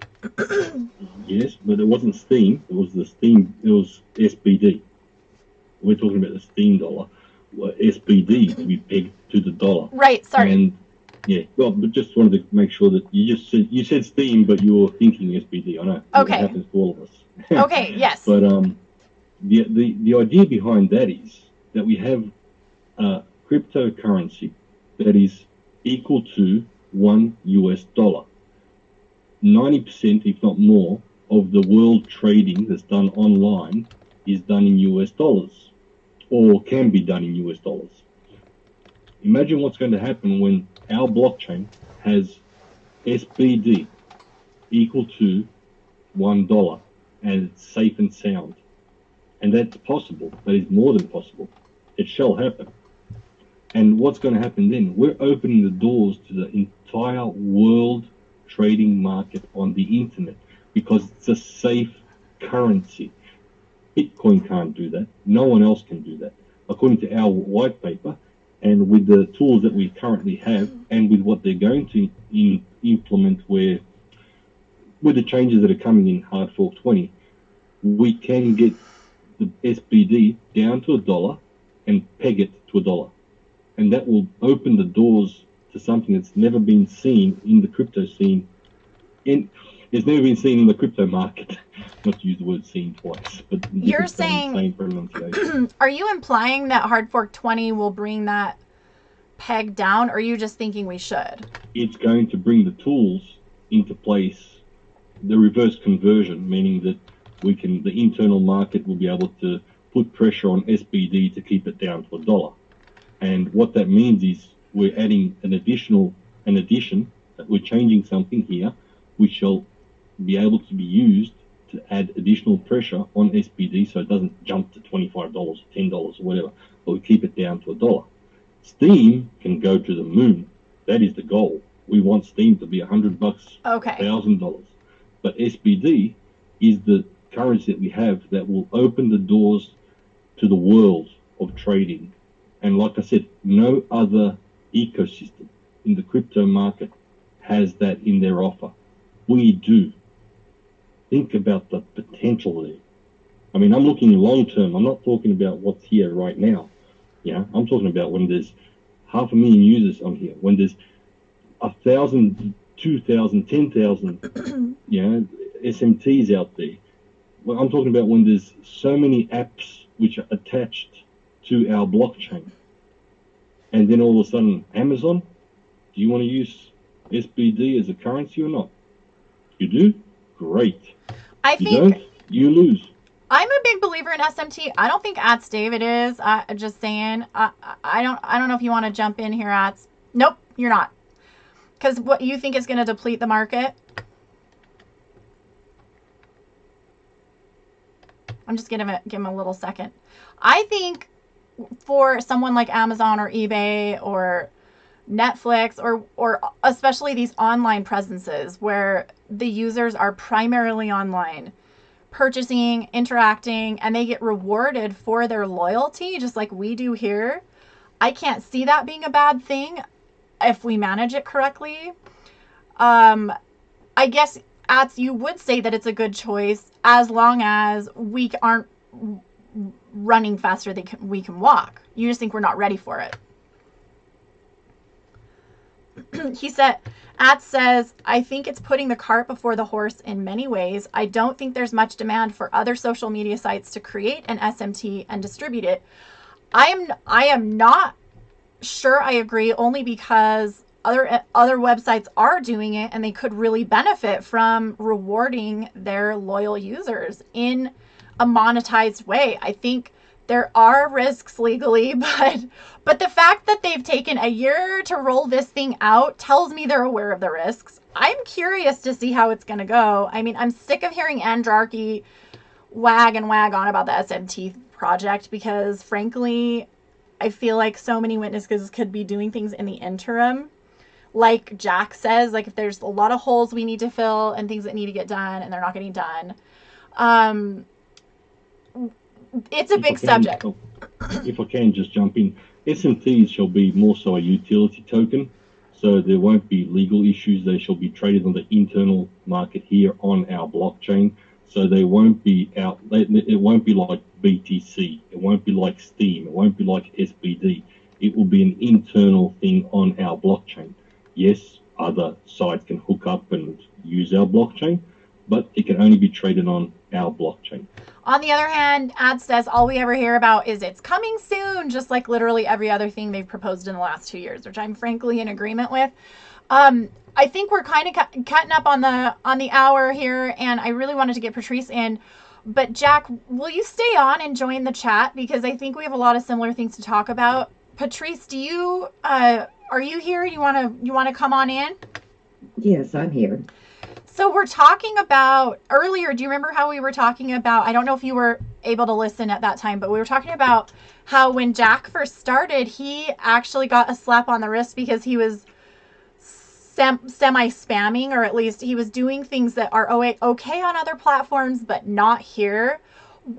Were you here for that? Yes, I was here for that. And that's something that's common. That is something that is very common, especially for Twitter and Facebook users that come over and check out Steemit, or even those that have just heard about it from friends and think, hey, I'm going to jump on and I'm going to jump in with both feet and start posting. Is that kind of what your experience was, Jack? Well, pretty much, yeah. Yeah. On Twitter, to say thank you to people for following you is absolutely normal. You do that here, you're literally spamming. But again, in my mind, it was like, well, why is that spamming? People do that on Twitter all the time. And frankly, I have a hard time believing what you were doing really was spammy, but I betcha it maybe just kind of resembled spam. But It was. In a blogging society, on a blogging platform, it was wrong. And I admit that I did something the wrong way. But I was told I was doing it the wrong way, and why it is wrong. That's the important part. I was taught that on a blogging platform you can't do things like that for the following reasons. So, Patrice, what is it that... Okay, everybody, I just want to give a welcome to Patrice. This is the Dear Littlescribe show, if you've just tuned in. I think everyone's been here a while, but Patrice is, I think you're witness number 42 now. It's hard because they kind of go up and down, but your main responsibilities have been in the spam world. You have initiated the steam cleaner bot, the Spaminator, and the broom bot, right? Can you maybe explain the difference between the three and how you kind of go about letting people know that they're completely screwing up the system with their spam? Well, there's a little misconception. Annie X is actually the creator of the Steam Cleaners team. It's his brainchild. He brought me in at the very beginning, and he is a very busy person in real life. He's a graduate student, and he's getting ready to move, and hopefully he will be a lot more involved. And by the way, isn't NEX the one who wrote the Cheetah bot? Yes, he also has Cheetah, and Cheetah is an excellent tool for us as well. So he's going to be more involved here in the coming future, outside of the administrative that he's been doing for us, and the financial backing that his witness has brought us to be able to do what we do with Cheetah and Steam Cleaners. And Steam Cleaners isn't a bot. We do now have an app on our website. And if you look at the blockchain, you'll see that when we make comments, they're coming from the app. But an actual person is reviewing those reports and making that decision to post that comment. It's not a bot making any of the decisions to post. So what you're saying is you don't necessarily have an extensive script like SMP would, but you do have a script that at least does kind of a preliminary search of what looks like spam, and then once you get all of those samples, you manually and your own eyeballs go in and search for whether or not you think it actually is spam. Is that what I'm hearing? Well, when you're talking about Spaminator, yes. Spaminator, that's pretty much how it works. With steam cleaners, we take reports from the community, and they go to our website and they report it, or we do have at times use some of those tools to run queries and look for patterns and for, let's just say, there's several popular coin telegraph posts that are being spammed at one time. We'll maybe go run a search for all of those posts and round them up and comment on them all at once. But most Oh, of see, it's that's done, smart. yeah, but most of it's done manually with the help of scripts. And what are your comments looking like when you're doing the Spaminator? Are you kind of like castigating them down to hell, or is it like a friendly, hey, this looks like spam, here's what you do to avoid it? What do you do? Well, with Spaminator has two roles. The first role, I don't comment. We just they are multi-abuse accounts, and there's no point in commenting on these accounts because they are such a large problem, and they know what they're doing is not in the community's best interest. You've got 50 to 100 accounts out there that are either spamming or they're trying to use those accounts to self-proxy vote using the Steam faucet. And So they're there's all no point owned in by the same person because you can see their correct. name is similar. They just have a 1, a 2, a 3, a 4 after it, right? Either that or it's how, there's certain things that I look for, and I don't want to get into exactly what I look for. But let's just say that there's enough verifiable evidence when you start looking at the similarities Yeah. in certain dynamics that, yeah, I can be 99% sure all of these accounts belong to one person. So we don't typically comment in that situation. They just get added to MacBot, which is a bot that does a marker flag, and Spaminator will look for that flag about 6.5 days later and remove any rewards that person might have accumulated to discourage their behavior. And so the Spaminator needs Steam power to vote the rewards down because, for those of you who may not be aware, when you vote down, that requires the same amount of Steam power as if you were to vote up. So when you vote down, you're using your Steam power. Are you leasing from people? Are you giving it? Is it? I guess because the Spaminator was started by NEX, right? No, No, that's Steam actually, Cleaner. that was Steam Cleaners. Actually, I started Spaminator, and about 4 months after I started it, I did receive some large support from the community, and eventually I did get a little over 1 million SP delegation. What? Yes, it does have 1 million SP delegation Can you say who to that's handle from? this. You can look. It's from Mr. Delegation, the same source as Steam Cleaners Delegation, which So it just goes to show, guys, when you do something that's good for the community, you might be kind of not earning money on it, or maybe you feel like it's not doing much, but then someone comes along and sees what you're up to and they support it and they have the funds or the influence or the backing, you can accomplish things. And I'm not saying everyone's going to be a millionaire, at least delegated, whatever, but the point is that because of delegations like this, Patrice is able to be a lot more effective in her mining for flags, right? So absolutely, and the steam power has come in really handy when it has come to the latest phishing attacks, and we've had a few large scale spam operations that we have needed to take down, and also because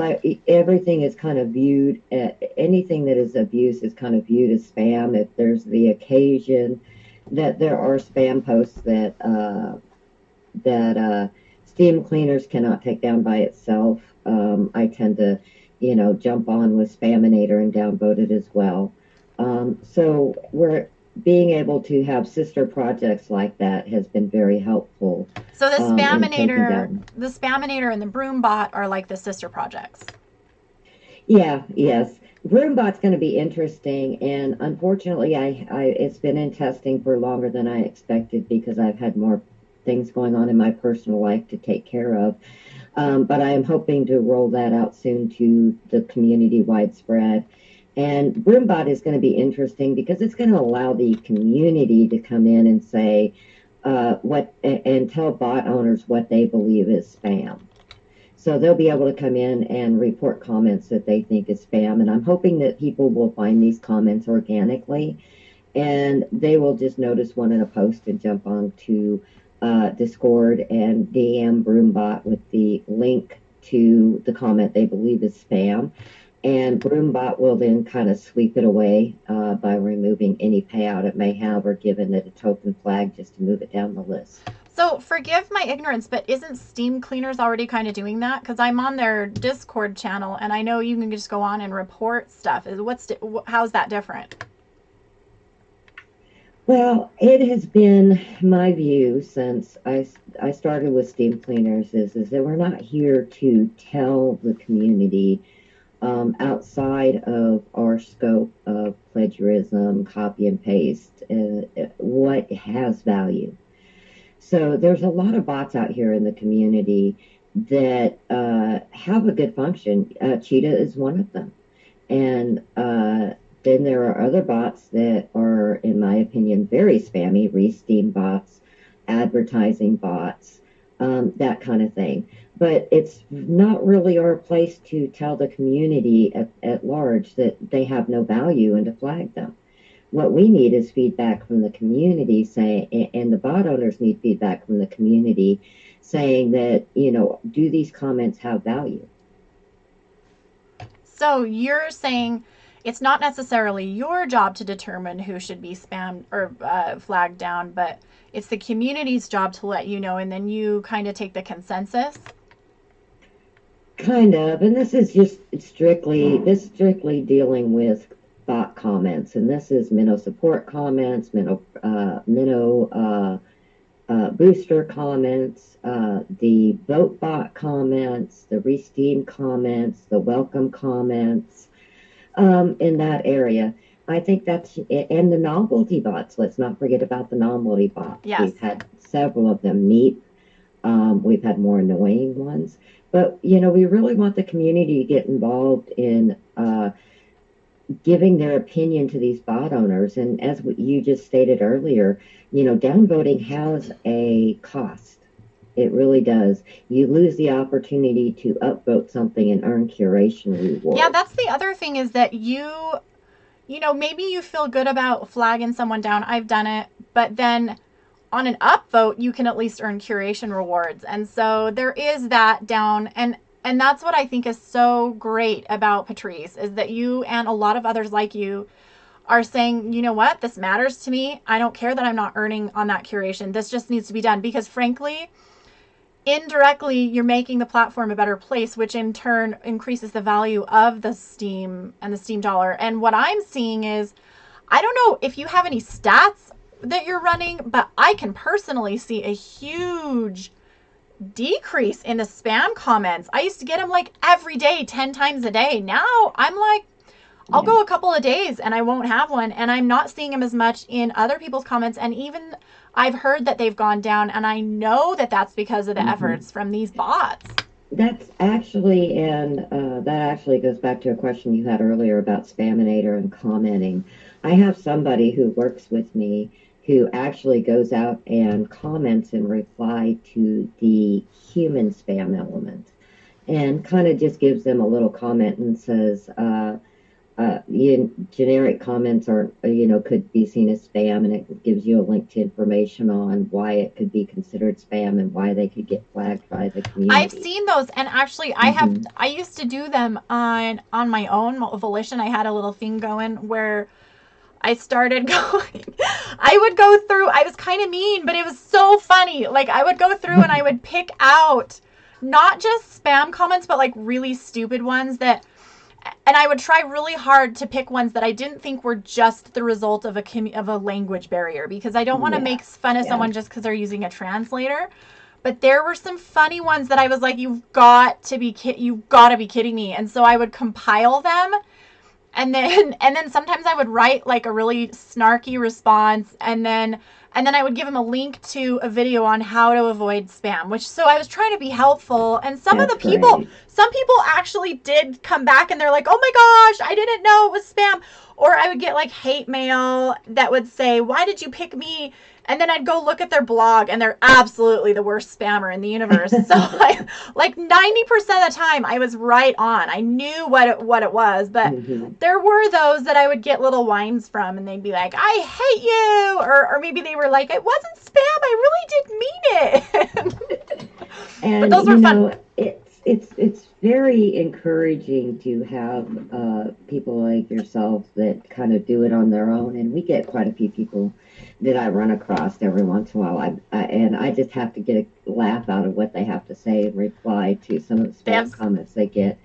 But the overall human spam elements, it seems to have decreased, and I'm hoping a lot of that has to do with our efforts just to be nice and go in and reply and let them know, hey, the majority of the community think you're spamming.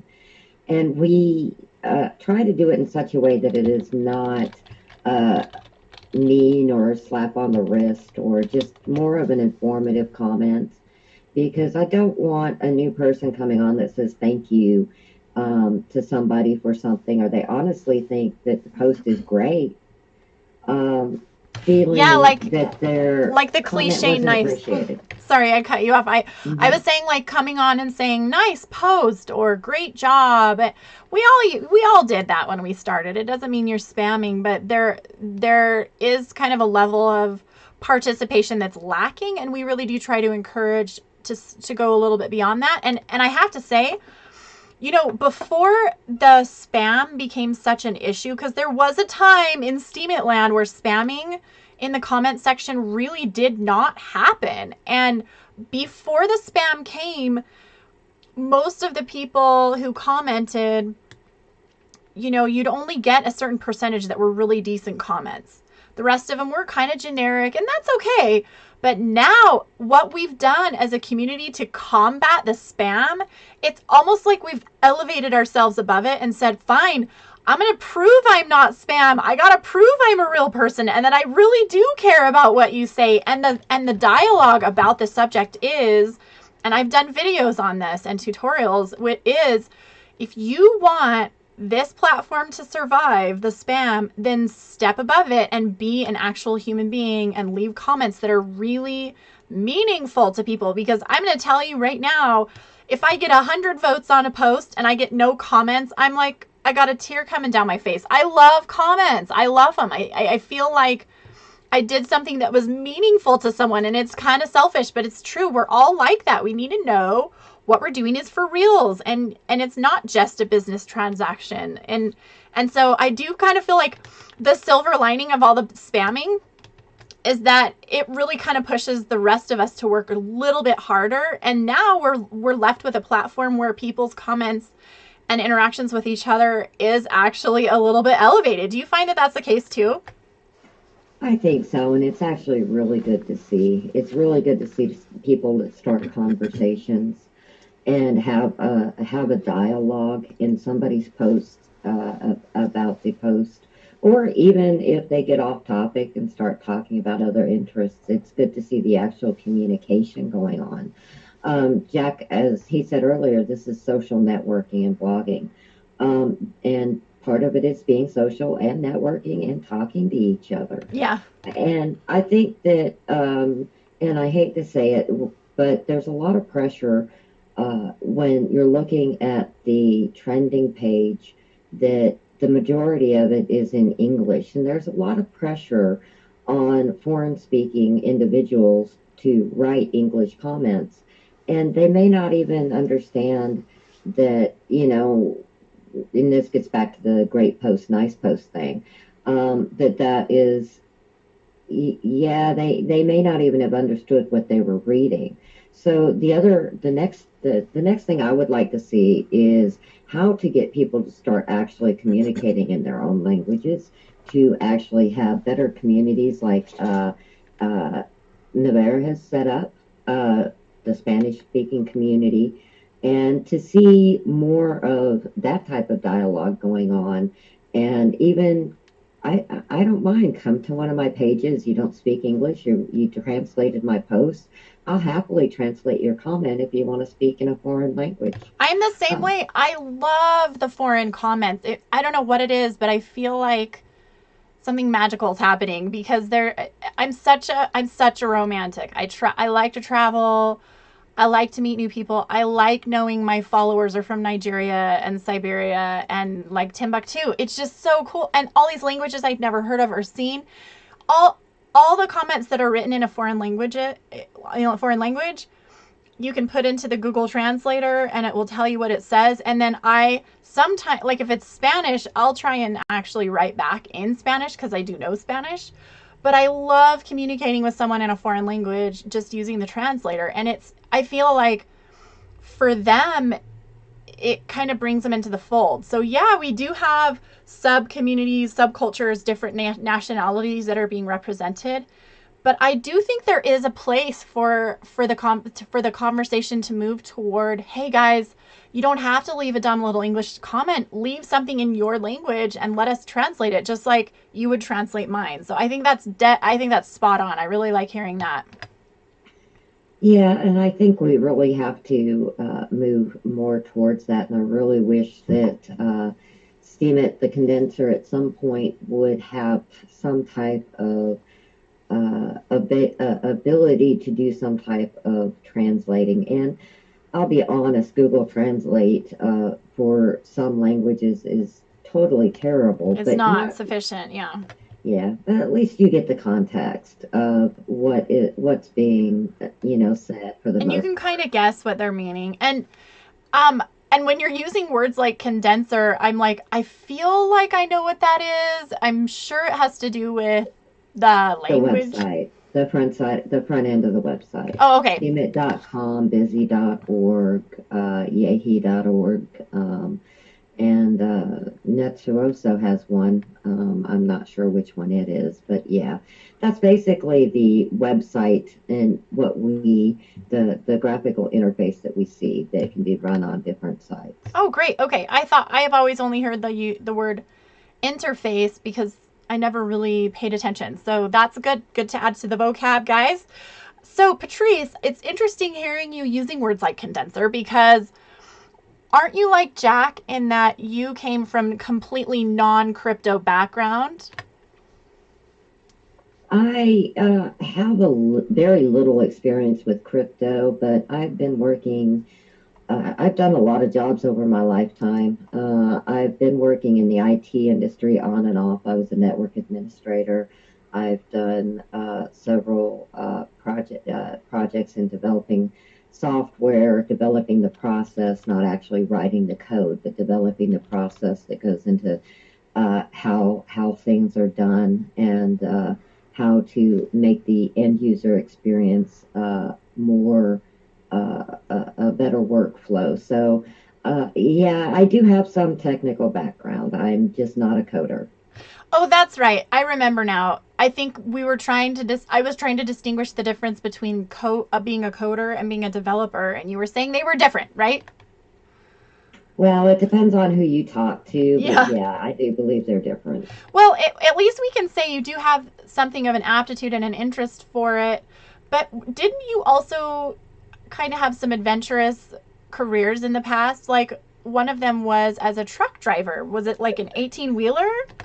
Yes, I've driven an 18 wheeler. I still have my CDL. I've driven a school bus, and I've worked in the retail industries, and I've worked help desk recently up until 2 years ago. I did help desk support. I used to own a CDL. I actually drove a 50 footer in Alaska. It was a tour bus. I was a tour guide for like whatever 4 or 5 months in college, and I loved that job. Sometimes I kind of like secretly think I'm going to want to go back and when I retire and just go drive a bus in the boondocks of Alaska and drive. And most of it, like, frankly, was sort of the tourist industry, like a bunch of baby boomers who were just trying to get on a ship, but it was so much fun. And one thing I'll say is that as impatient as I get for truck drivers, as everyone does, because we don't want a big truck on the road, if I'm ever behind one or like in the same intersection, I have serious sympathy for them because I know what it's like to turn on that pivot point. I'm just saying. Oh, yes. I do not miss that. I do not miss that. It's awful. And then the deadhead driving. I used to have to drive from Mount McKinley, or Denali, as some people refer to it. I used to have to drive from Denali down to Anchorage. That was a 4-hour drive, and then drop people off at the ship, at the cruise ships. And then I'd have to deadhead it right back because we'd have to do little train runs in the evening. And I hated it because I didn't mind the drive, but I would get so sleepy because you just kind of sitting there all by yourself. And so on the way back, I would turn on the radio to Garrison Keillor's Prairie Home Companion and then eat sunflower seeds and drink water. And that kept me awake, just the sunflower seeds. What did you do to stay awake on the road?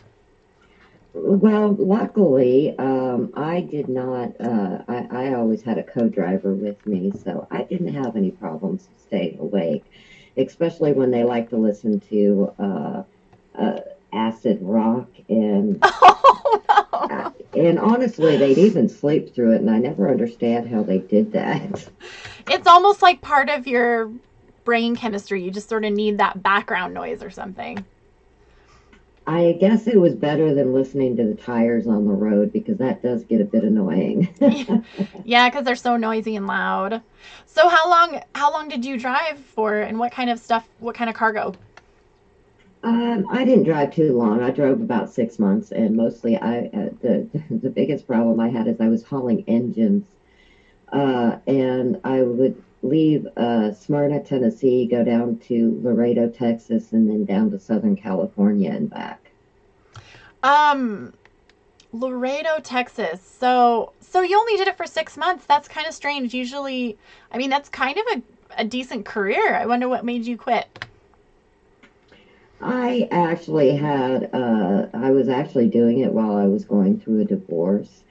And I ended up just missing being home with my son more than I expected to be. And so when the opportunity to change jobs presented itself, I jumped at it. And Aww. there I was very happy to get back into, or actually get into a position to working with computers at that point. And I guess that in some form or another led you ultimately here, which we're so grateful it did, because you have done such a tremendous job at setting a higher standard for spam and how do we manage it, how do we get rid of it, how do we educate those who are doing it. And I think there might even be people among us here today who probably don't realize all of the work that goes into what you do. I know I certainly didn't. In fact, you were telling me about some of how it's not completely automated and how it takes you hours to go through some of this stuff. It is. It is a lot of work on the back end because I can run queries all day, and I'm not into machine learning. I am not a coder, so a lot of the stuff that I find is dealing with stats and statistics and looking for patterns in the data. So once you identify the patterns, you run the queries, and then you have to find the outliers. You have to find what I call the innocents, the person that accidentally voted for somebody one too many times, or somebody who maybe just commenting at the wrong time on the wrong thing, or I mean, posting in the wrong tag. like what you're talking about right now sounds to me like a really great fertile ground for artificial intelligence. Are you saving your data? Because if you are, all we would need to do is someone come along and develop the artificial bot, and you would feed it to them, and they would basically pull from the data that you are compiling, and at the very least knock some of that out at some point, like down the road, wouldn't you say? Yes, I have saved a lot of my queries and a lot of my patterns that I look for just for that reason. And I've had a few people ask me for my data, and I've been happy to share it with respected members of the community that are developing and working on some type of intelligence. Yeah, because you wouldn't want it to flow into the wrong hands, but someone who's working on intelligence, that's kind of interesting. And that would save, I mean, I don't know if you see it this way, but I see you as kind of a groundbreaker. You're doing things that it's a little bit uncharted. No one's really else is doing it to the degree that you're doing. And the compiling of the data, the use of the data, how you're so careful about what you do. And I think my guess is that your involvement with NEX might have something to do with it, because when I remember 2 years ago when we started out with the Cheetah Bot, and he did sometimes get complaints about people saying, no, that wasn't plagiarism. I wrote that. It came from my website or whatever. Like, I was not plagiarized, and they feel really insulted. And so I remember him kind of changing his wording to say, hey, we just found your content over here, just wanted to let you know, as opposed to, you've been caught by that cheetah, right? And other things like, and they've refined. Yes, it's been a lot of refining going on, and even I've had to refine a lot of stuff that I've done, because as Steam, it changes, and community perceptions and what the community is looking for has changed. So there is a lot of refinement that goes into this.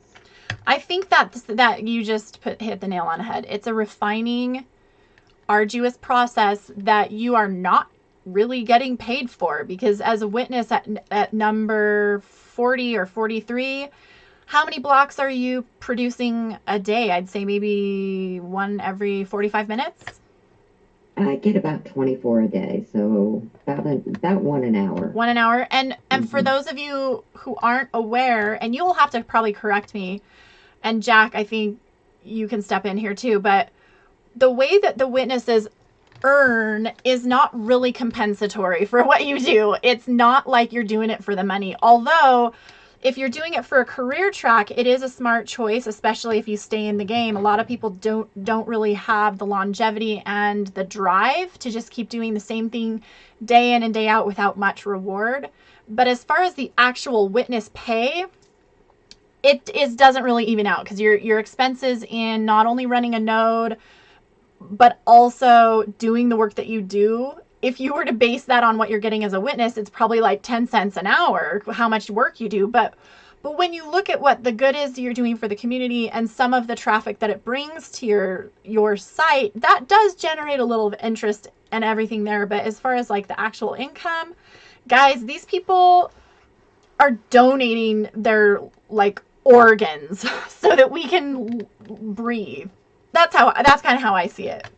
And a lot of us, and I'm speaking for myself, my SP that I earn, I'm powering down maybe 70 Steam a week in order to pay for my expenses. But the rest of it, I'm still accumulating, and it ends up being delegated to projects and to better what I'm doing, better the community, and what we do get some compensation.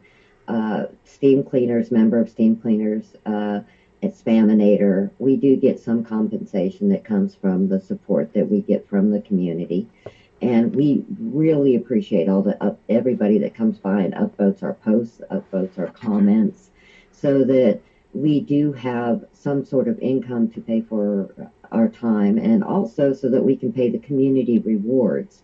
Some people are still, that have not reported to Steam Cleaners, are still not aware that every time that we accept a report from a member of the community, we have this complicated formula that I won't go into, but we pay out Steam Power for those reports.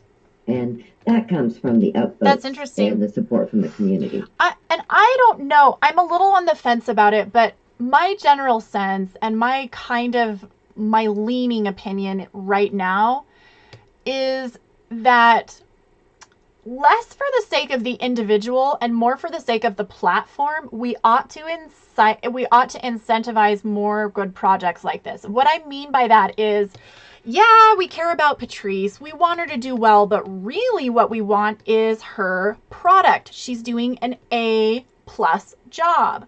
We want Patrice to have these following things, and she cannot do it on her own, and she needs help, and she needs automation, and she needs some intelligence bots, and she needs, you know, A, B, C, D, and E. And as a one-man band who maybe your dog helps you, but like, I'm just saying, what if we were to kind of venture capitalize some of the witnesses who are doing really crazy cool projects like this and say, I mean, I guess that's what the delegation is. But how's that going to put food on the table unless you power down? And you can't power down delegated steam power. I'm suggesting at least the core Steam It Inc. take a look at who's producing what and what value it's adding to the community as far as the price of Steam and as far as the quality of Steam and as far as the longevity and the future of the platform. Because let's say someone like you comes along, is making a really awesome product, creating huge headway, making such a wonderful, you know, effect on the market and effect on the value of the platform. And then let's say you like lose a limb, or I don't know, you get sick and you can't perform. Now we've lost one of our better people. But if or maybe you have to get a different job because you got to pay the bills. Who knows? But there's so many witnesses who end up having to quit the platform because they got to feed their families, or they got to do things that require more attention from them. Just like you were saying the other day, you had a lot of personal things come up that really did need your attention. It would be so nice if you could, say, hire an employee or have someone fill in while you're gone, or whatever it is. I kind of feel strongly that for the sake of the platform at the very least, and secondly, for the sake of the individual who wants to produce quality stuff in their life and be successful, incentivizing is where it's at. And I don't think we just do handouts. I think incentivizing. And so this is where Tim Cliff and I sort of differ. Like, he's like, well, you got to break your back to get where you are. You got to get to the top. I agree. I'm not saying that we shouldn't have to work hard to get where we need to. But what I am saying is that there are people who really do have financial or physical or whatever limitations that maybe other people don't have those limitations. We ought to just take whatever quality we have and make it happen based on what's available. What's your take on that? I think there are a lot of great projects out there that could use a little boost in the funding department. And the one thing that I want to say is the delegations, and this is another misconception out there, the delegations that we have received, you know, they come with strings. And one of those strings is that we cannot upvote. We cannot use those delegations to upvote at all. Interesting. Yeah, so it's not like we can, you know, and I can understand that actually, because I do too. Because that's such a huge delegation. You could make somebody rich. Yep. Absolutely. And that gets collusive. So I like that, but at the same time, you are limited, and I think that's a great limit to have. But yeah, so then you don't ever get to participate in curation. Basically, you've got to have some other way to improve the community, earn on your whatever you're doing that is not curation related. But you are curating. This is curating to me. It is flagging. It's curating. We're doing the negative curation. But what we've done is we now have accounts that's SC Fund and Mac Fund that we can delegate the steam power that we actually accumulated in those accounts and help us, you know, earn a little bit extra and hopefully become a little bit more self-supporting and less relying on the community. But there are a lot of great projects out there that don't have any type of funding. So my question is, I'm so sorry to interrupt, because we are kind of running up the hour pretty close. So my question for you is, do you think that the obligation to fund these people just falls on the free market like it would in the real world? You know, life's tough. You get breaks and you don't. It's just hard knocks, whatever. Or do you feel like because this platform is a business model already, that the headquarters, as it were, or the core dev, or at least Steam It Inc. ought to incentivize and maybe do a little more work in the way of funding some of these really great projects that are just absolutely proven effective, not just every little Tom, Dick, and Joe, but just like great projects that have been going for a while and then could frankly improve the platform tenfold. As an owner of a company, I would be like, dang, we're investing in that. Get on it now. That's what I mean. Do you kind of feel the same way as I do? Or do you think people ought to just work their way up and that's just the way life is? Well, I think Steam It Inc. is already doing that in some respects with some of the funds that they have been delegating to certain projects. So I think they've already thrown their hat in the ring, so to speak, as to that they are going to look out for their investment, and they do need to help fund. If they're going to have to either go in or go all in or get out, basically, is my thoughts on it. I'm not against having, it could be completely free market and, us, everybody relying on free market, but it's not that way right now. Steam It Inc. does, and Ned do support some projects already with delegations like DTube, D-Mania, and whatnot. So they've already put themselves in the position that they are not hands off. They're definitely not hands off. So I think that there is nothing wrong with expecting them to help support proven projects that do benefit Steam It, and the whole ecosystem. I think the job that's tough for them is knowing where to draw the line, because you really could kind of have an endless line of people who are developing awesome ideas. In fact, I remember the first days of Steam It when the apps page came out and all these different people were developing apps, and it was almost like they were saying pick me, and in a way they were, and then a lot of them did get picked. I mean, think about Steam Chat. We didn't have that incorporated into the interface or the condenser, as it were. We also did not have block trades incorporated into the actual wallet. I remember so many things that were, I mean, like when Tim Cliff put the frequently asked questions and the welcome page, those were separate. They were external. Now they've been absorbed. I do see that Steam It Inc. has absorbed a lot of really great dev, but I just haven't seen it in a while, and I kind of feel like it's about time. And I think you should be absorbed into, I'm saying it like it is. I think you should be absorbed, damn it. Well, I think Steam It Inc.'s a little overwhelmed, and like you said, there's tons of great services and apps, and there's some even bad ones out there, that it's going to come down to, they need to get a criteria and put together some type of structure if they're going to be involved in funding projects, and some type of community census and input on what those projects and what brings value to the community.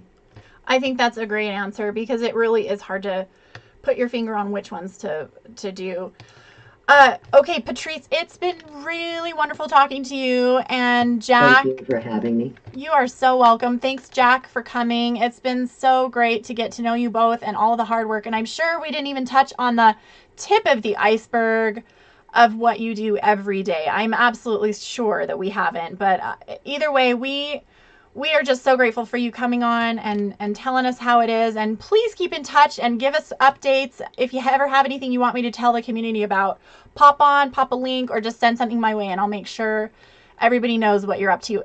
Jack, as far as your updates on what everybody's doing, why don't you send those to me and I can re-steam them, because I think that's good stuff.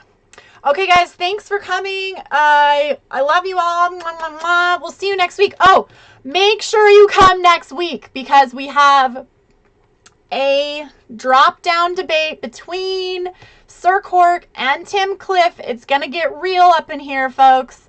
And I am not divulging what it's going to be like or what it's about, but I will say it's going to be awesome. So please come next week, this time, this place. Can't wait to see you then. Have a great day. This is the Dear Littlescribe Show. Thanks, everyone.